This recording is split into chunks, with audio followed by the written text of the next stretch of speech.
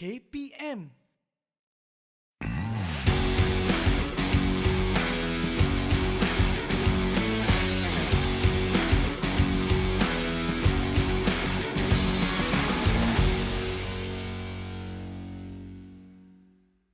Hai semua, Assalamualaikum warahmatullahi wabarakatuh dan salam sejahtera. Bertemu kembali dalam Diet dan Nutrisi pada hari ini.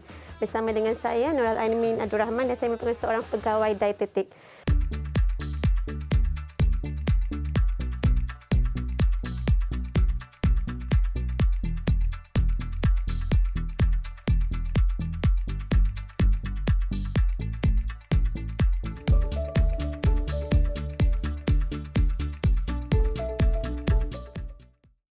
Jadi untuk episod kali ini, bagi Diet dan Nutrisi, kita akan teruskan untuk merungkai lagi tentang pemakanan prestasi ataupun pemakanan secara spesifik bagi sukan olahraga.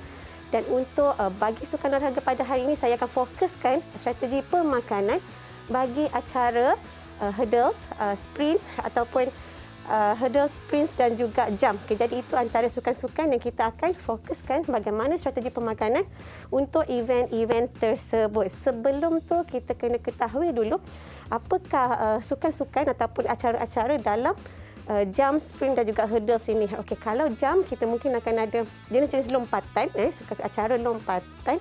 Antaranya mungkin lompat kijang, lompat jauh, lompat tinggi dan juga pole vault ataupun lompat bergalah. Okey, itu antara sukan-sukan yang berada dalam acara lompatan. Kemudian acara sprint, kita ada acara pecut yang melibatkan 100 meter, 200 meter, 400 meter ataupun secara relay, dan ini juga melibatkan atlet wanita, atlet perempuan ataupun atlet lelaki. Jadi itu dua acara lompatan, acara pecut dan juga acara hurdles yang mana lari berpagar, yang mana mungkin 110 meter, 100 meter dan juga 400 meters. Itu antara acara-acara yang akan kita fokuskan hari ini untuk strategi pemakanan bagi sukan olahraga, event yang saya sebutkan tadi. Jadi apakah kriteria bagi atlet dalam event olahraga ini? Jadi untuk atlet ini, sememangnya kita tahu sukan olahraga memerlukan komposisi tubuh yang cemerlang, yang mana kita akan tengok bukan sahaja kepada percentage body fat, juga kepada percentage of muscle mass. Jadi kalau untuk sprinter yang mana melibatkan larian pecut ataupun track, dah tentu kita perlukan lower body fat bersama-sama dengan muscular punya body type, yang mana kita akan fokuskan tinggi kepada jisim otot bahagian upper body dan juga lower body untuk acara tersebut. Tetapi kalau untuk sukan yang melibatkan lompatan, apabila melibatkan lompatan, kita juga memerlukan lower body fat, tetapi pada masa yang sama kriteria seperti ketinggian juga memainkan peranan, dan juga panjang kaki atlet, yang mana ini akan membantu atlet untuk mencapai performance yang baik dalam sukan tersebut. Dan kita ketahui bahawa kalau sukan olahraga ini, dia punya duration ataupun tempoh masa bagi sukan tersebut adalah singkat. Maksudnya satu event singkat. Jadi power yang diperlukan untuk sukan ini adalah tinggi, power dan juga anaerobik, dan mana dia mungkin tak perlukan extra muscle glycogen sebelum hari pertandingan. Jadi penggunaan muscle glycogen mungkin agak rendah. Okey.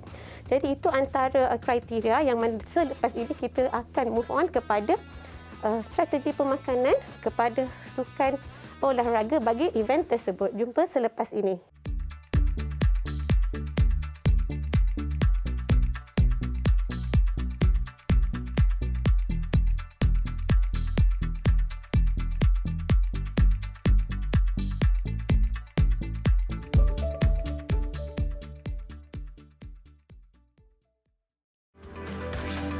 Didik TV KPM.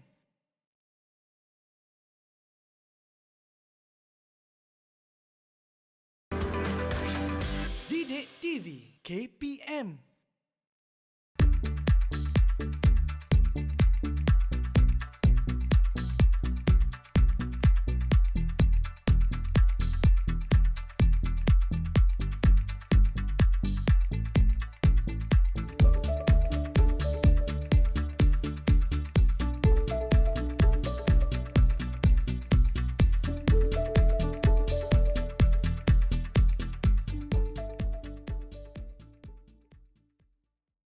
seterusnya kita akan lihat pula apakah lagi keperluan ataupun itu strategis untuk sukan olahraga yang disebutkan sebentar tadi. Jadi kita lihat tentang keseimbangan tenaga. Keseimbangan tenaga bagi sukan olahraga sangat penting, yang mana keseimbangan tenaga, jisim, badan dan juga komposisi tubuh merupakan 3 elemen yang sangat penting bagi atlet olahraga. Apabila kita sebut tentang energy balance ataupun keseimbangan tenaga, kita perlukan tenaga yang mencukupi semasa training days untuk support latihan tersebut dan juga untuk proses recovery.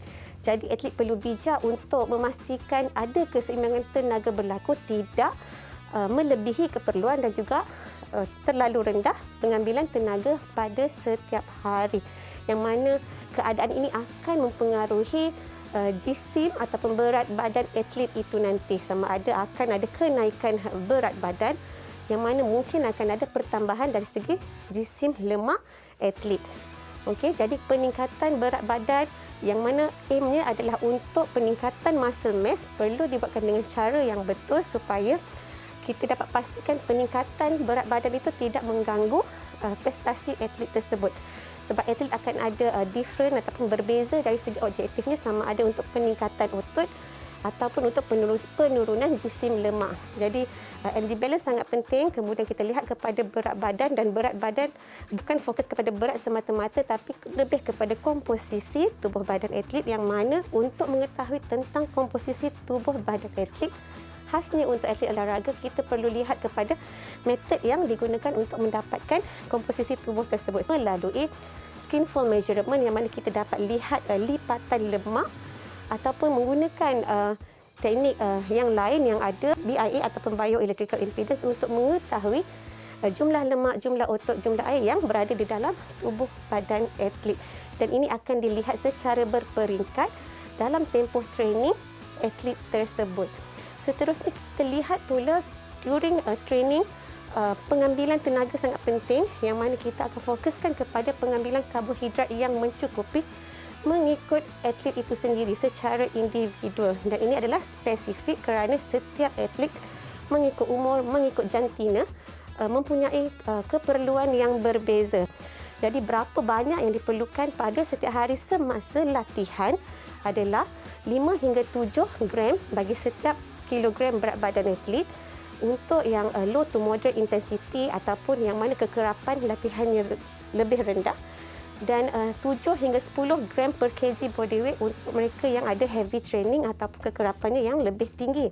Dan kalau untuk recovery strategis pula, disarankan betul-betul selepas sesi latihan atlet mengambil 1 gram karbohidrat bagi setiap kilogram berat badan atlet. Jadi itu antara strategi yang boleh atlet guna pakai dalam tempoh latihan supaya boleh perform untuk dia punya competition. Dan kita kena faham kalau atlet olahraga tempoh permainannya ataupun tempoh gamenya adalah singkat untuk one shot, tetapi kebiasaannya dia ada beberapa saringan ataupun hit sebelum dia sampai ke final. Jadi targeting ataupun kita punya aim adalah untuk pastikan bagi setiap saringan tersebut ataupun hit daripada quarter ke semi ke finals, atlet ada tenaga yang mencukupi. Yang seterusnya kita akan lihat pula apa antara isu-isu yang biasa dialami oleh atlet olahraga untuk event hari ini. Antara isu yang pertama, atlet akan lebih fokus untuk meningkatkan jisim otot. Bila dia fokus untuk meningkatkan jisim otot, kebiasaannya atlet akan lebih fokus kepada pengambilan protein sahaja. Okey, jadi ini adalah merupakan satu kesilapan kerana untuk meningkatkan jisim otot perlu bersama-sama dengan resistance training dan pengambilan karbohidrat dan protein yang mencukupi. Jadi atlet tidak boleh fokus semata-mata kepada protein tanpa mengambil kira keperluan makronutrien yang lain, yang mana ini tidak akan membantu peningkatan jisim otot seperti yang atlet mahukan. Isu yang kedua yang kebiasaannya berlaku untuk atlet olahraga adalah pengambilan air, yang mana atlet mungkin tidak mengambil air yang secukupnya semasa sesi latihan. Okey, semasa sesi latihan kita tahu sesi latihan akan berlaku dalam tempoh yang panjang. Mungkin 1 jam, mungkin 2 jam sesi latihan. Jadi kadang-kadang atlet mungkin tidak membawa air untuk rehydrate semula dalam tempoh latihan. Begitu juga tidak membawa sumber tenaga untuk ditop up semasa sesi latihan yang panjang.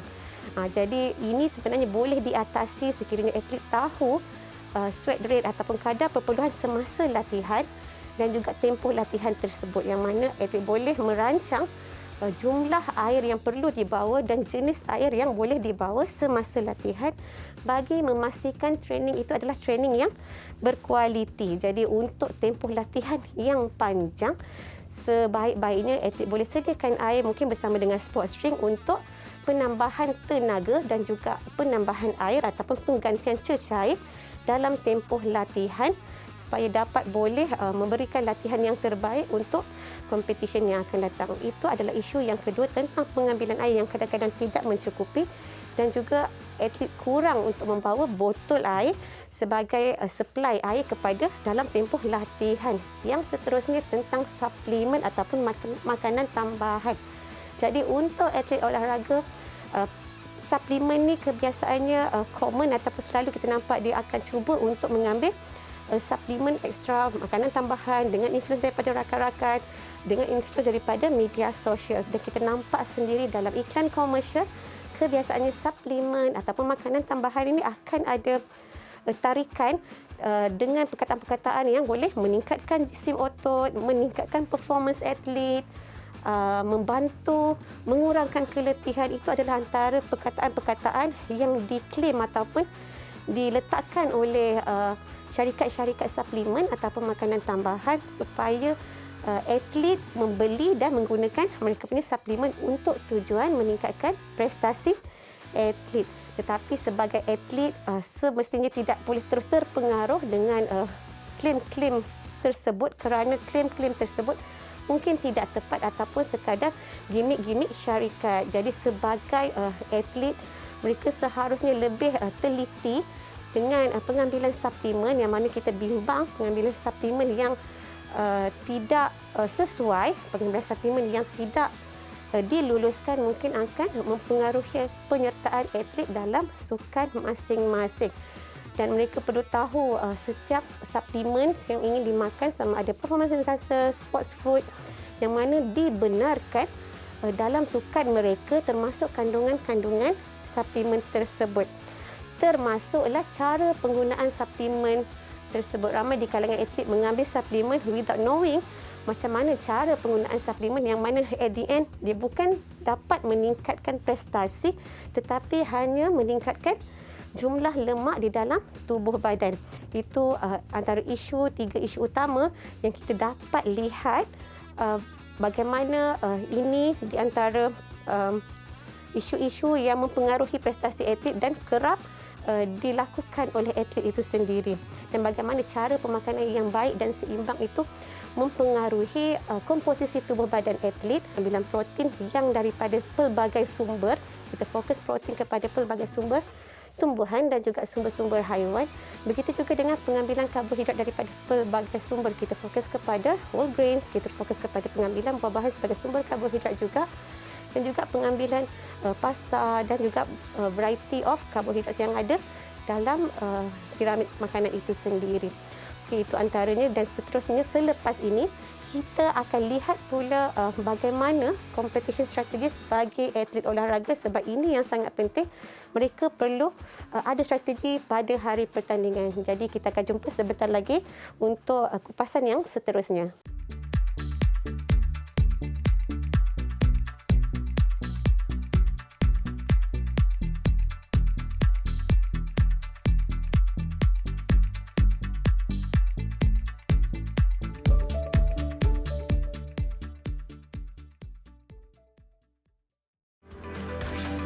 Didik TV KPM.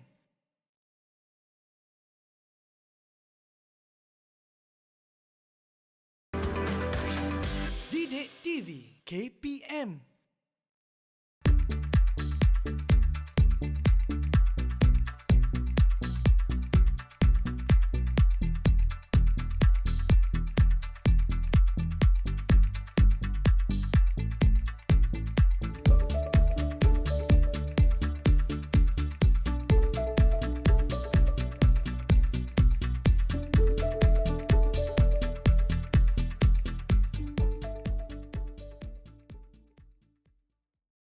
Okey, bertemu kembali dalam pemakanan secara spesifik bagi sukan olahraga.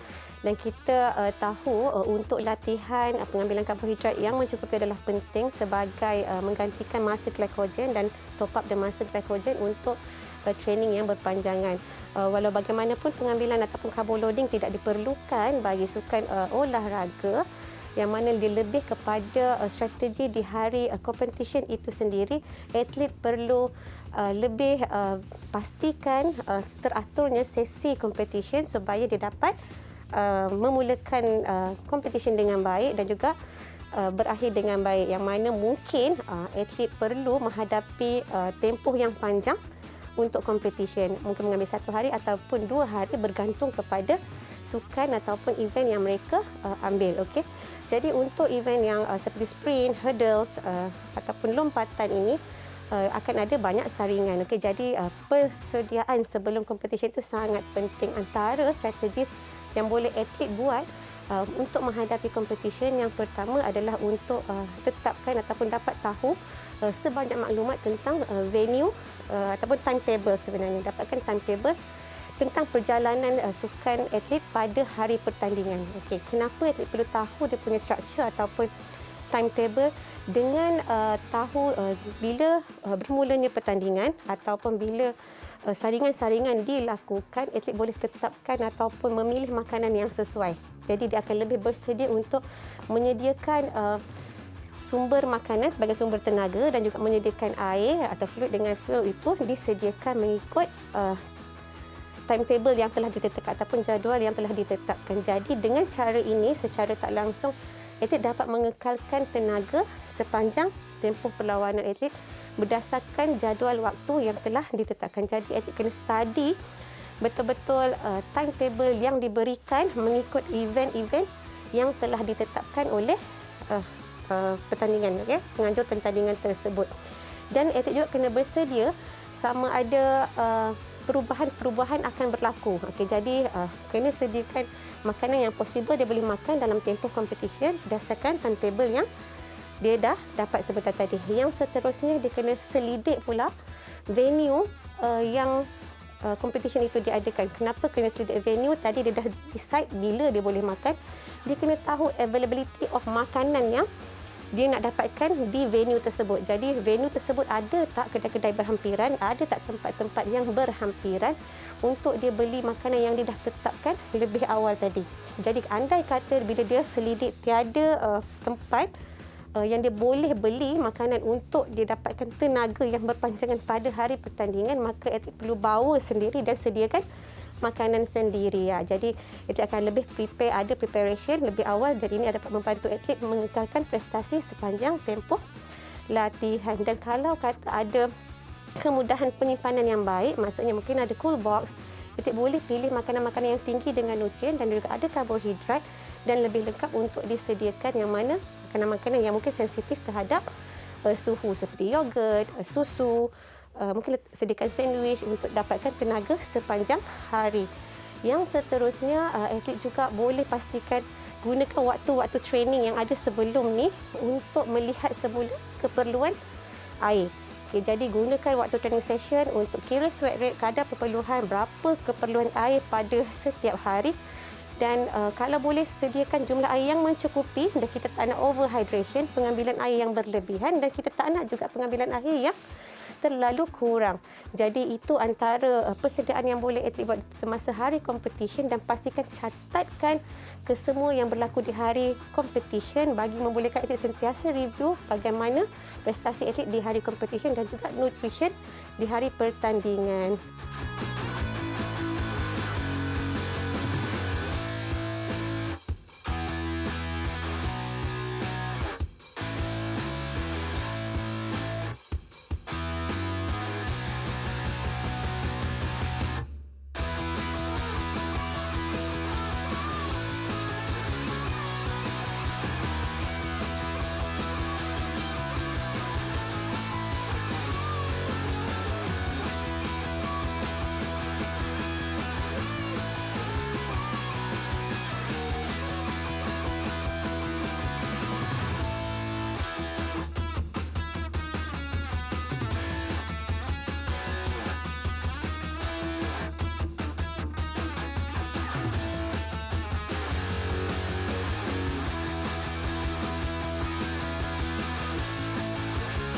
Semoga ini semua bermanfaat dan adik-adik boleh dapat menjadi atlet yang cemerlang dalam sukan olahraga. Jumpa lagi nanti.